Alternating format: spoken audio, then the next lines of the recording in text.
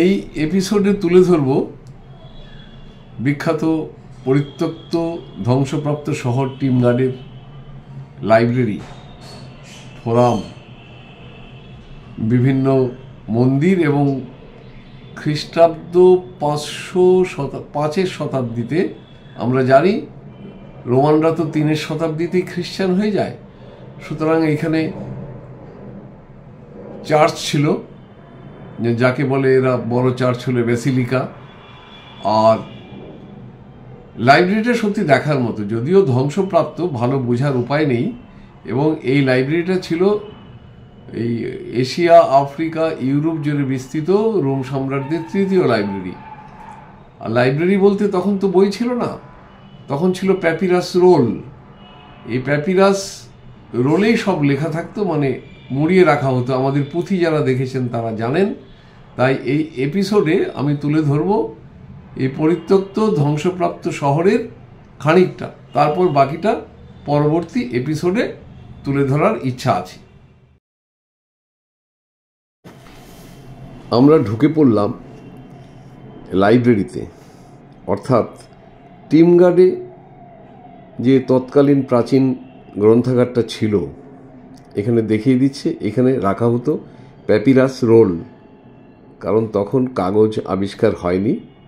এই প্যাপিরাস রোলে লিখে ওই আমাদের পুঁথির মতো গুটিয়ে রাখা হতো। সে কোথায় রাখা হতো সেগুলো দেখাচ্ছে। এইসব জায়গায় সারি সারি প্যাপিরাস রোল রাখা হতো। এই সিঁড়ি দিয়ে উঠে গ্রন্থাগারিক এই রোলগুলো নামিয়ে আনতেন পাঠকদের জন্য, আর পাঠকরা বসতো এইসব জায়গায়। খুব বেশি পাঠক তো ছিল না এইখানে। এই প্যাপিরাস রোলগুলো রাখার জায়গা বা বুক স্ট্যাক বা বইয়ের আলমারি বা র্যাক আমরা যাই বলি, এটা ছিল তৎকালীন রোম সাম্রাজ্যের 3য় বৃহত্তম লাইব্রেরি। রোম, পম্পেই, তারপরে এখানকার লাইব্রেরি টিমগার্ড। এখন আমরা এসেছি খোলা চত্বরে। এইটা অনেকটা সোলার ক্লক, অর্থাৎ সূর্য ঘড়ি। এইখানে যে দাগ কাটা আছে ওই দেখে সময় নির্ধারণ করা যেত।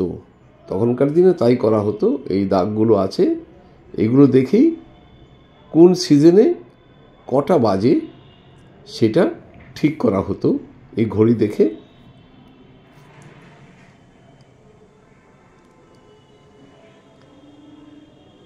এই যে এখানে আসছি, এখানে একটা অদ্ভুত জিনিস আমাদের দেখাবে।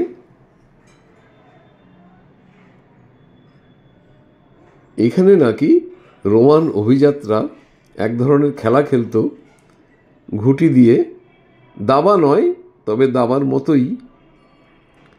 সেই ছকটা এখনো সংরক্ষিত আছে। এই যে ছকটা, এটা ঘুঁটি দিয়ে ওরা খেলতো।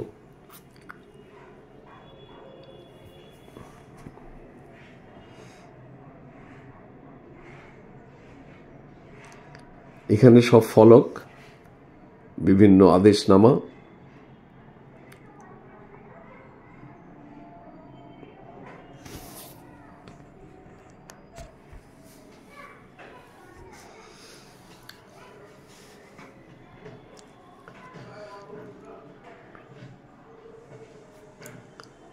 এটা অভিজাত পল্লী। এখানে গভর্নর এবং সেনেটররা থাকতো, তাদের বিভিন্ন বাড়ি। বিশেষ করে ও বলল যে আমাদের গভর্নরের বাড়িটা দেখাবে।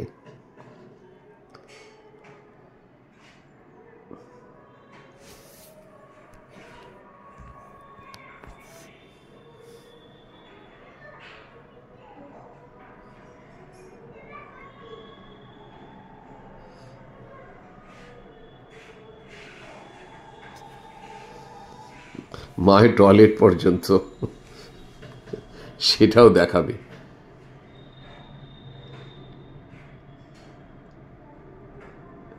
এই যে এটা ছিল আমাদের যেরকম গ্যারেজ হয় তেমনিভাবে ওদের ছিল রথের গ্যারেজ, অর্থাৎ এখানটায় ঢুকে ঘোড়াকে ছেড়ে দিয়ে রথ রাখা হতো, রথের গ্যারেজ। ব্রুনেইতে দেখেছি নৌকার গ্যারেজ।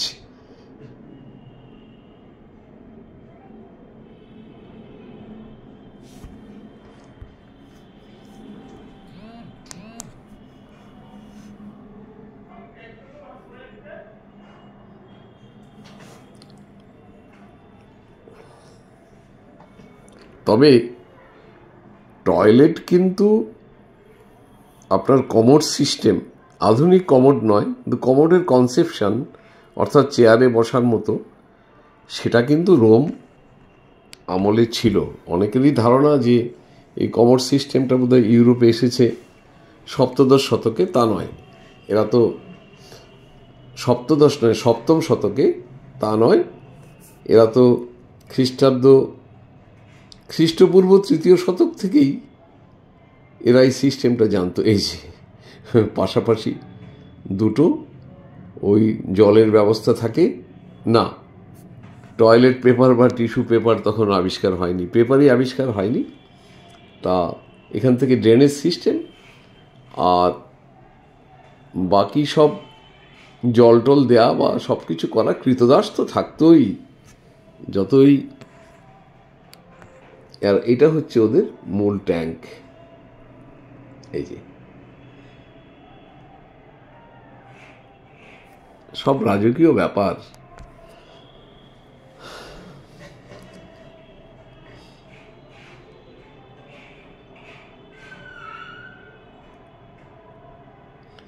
বেরিয়ে এলাম আমরা।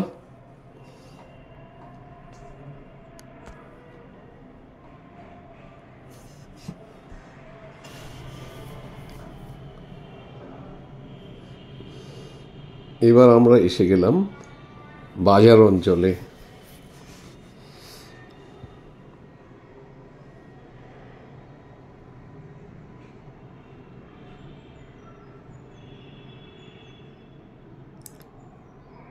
এখানে নাকি জ্যান্ত মাছ রাখার জন্য অ্যাকুয়ারিয়াম ছিল, আর মাছ বিক্রির জন্য, এটা মাছ বাজার, এখানে বিক্রেতারা থাকতো।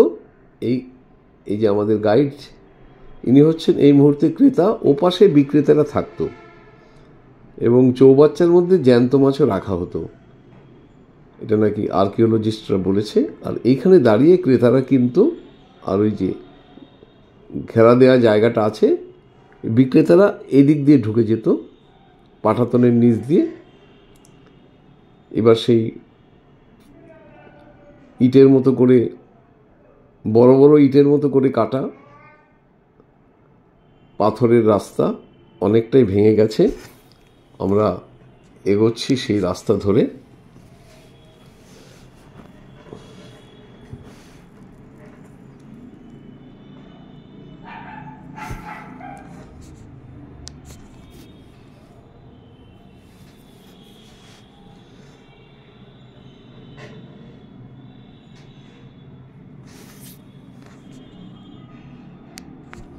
এখানে রাস্তা দেখতে পাচ্ছেন, গলিপথগুলো অনেকটাই সরু, কারণ এই দিক দিয়ে তো রথ যাবে না।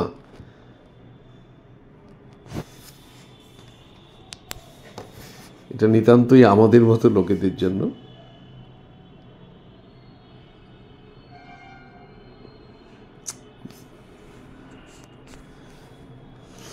খুব মনে হয় যে কি ছিল, রোমানরা ভাবতো রোম সাম্রাজ্যের পতন হবে না, ব্রিটিশরা ভাবতো ব্রিটিশ সাম্রাজ্যের পতন হবে না, সবই হলো।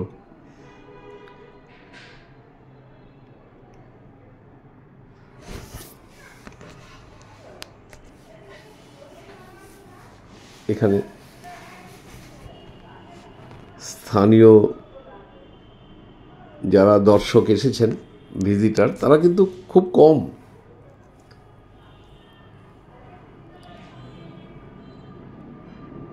দেখুন, ধ্বংসস্তূপের দিকে তাকালে কেমন মনটা হু হু করে ওঠে।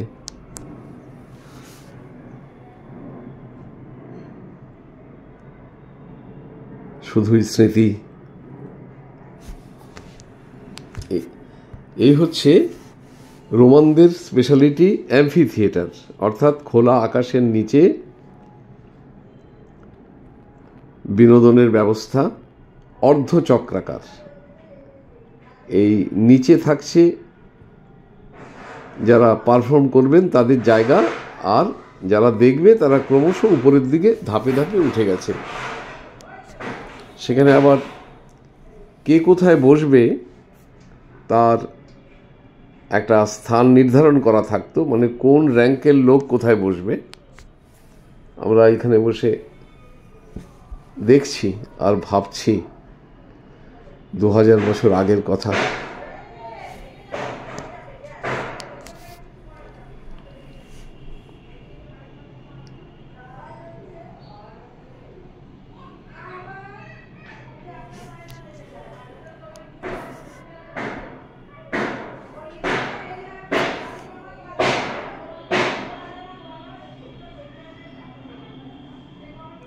পিছনে এই যে ট্রিয়াম্ফাল গেট, 12টা গেট ছিল,